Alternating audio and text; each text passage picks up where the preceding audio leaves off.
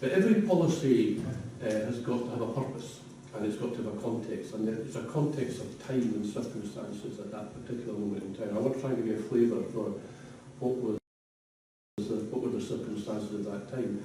I'd come into government from 17 or 18 years as a councillor, where I'd served on an education committee all of that time.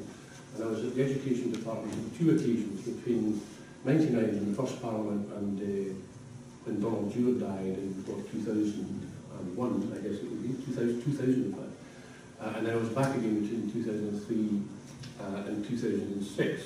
And I want to talk first of all about that first period, because there's a really positive side to that first period, and there's a really unhelpful negative side to it too. A lot of the negative side helps drive why we're trying to change things to make them better. On the positive, but on the less positive side, even though we had 2 years of a Labour government by that point, from 97 to 99, there was still within the system what people perceived to be a legacy of the Tory party approach to education policy. And a sort of sense of disinvestment in education on the one hand, and a lack of investment in policy and depending more on market forces to potentially drive improvement, something I personally reject.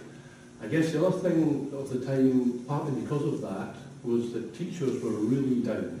I mean, really down. And this drives an awful lot of what happened was how you addressed the professionalisation of teachers. Teachers felt done to and done down and undervalued in a very major way.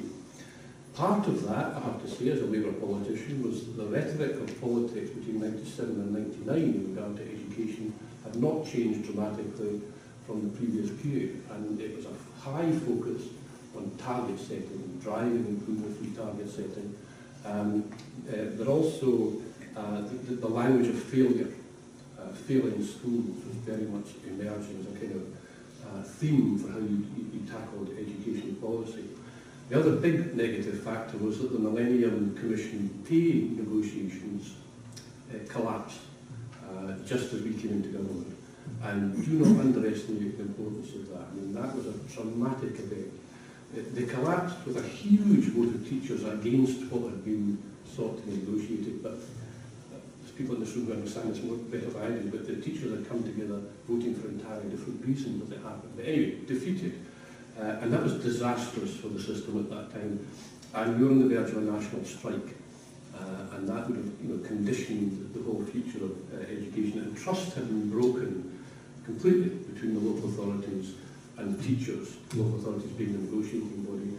And to a significant extent, too, trust had been broken between government and local government. We also happened at that point to have the meltdown of the SQA and the Section 28. I won't go into any of that, you could have separate days on that alone. On the positive side, the positive bit about the Labour victory of the next election, and then Labour being in government in 99 with the Lib Dems in Scotland, was that under Tony Blair came to office with a mantra of education, education, education. And I pretty much departed from that point in a lot of policy detail, but that meant resources were coming in the way of education in a pretty colossal fashion. So we knew we were going to have a lot of money to play with. I use that in its proper sense.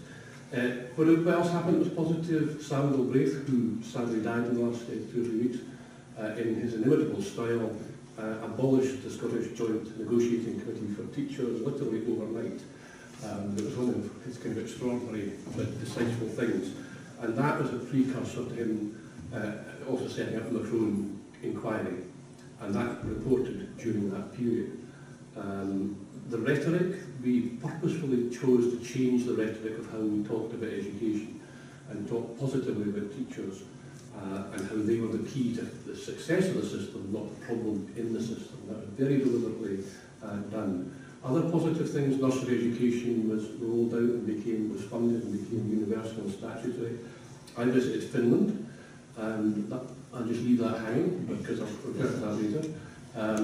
We introduced the Standards in Scotland Schools Act 2000, and that was a whole range of things.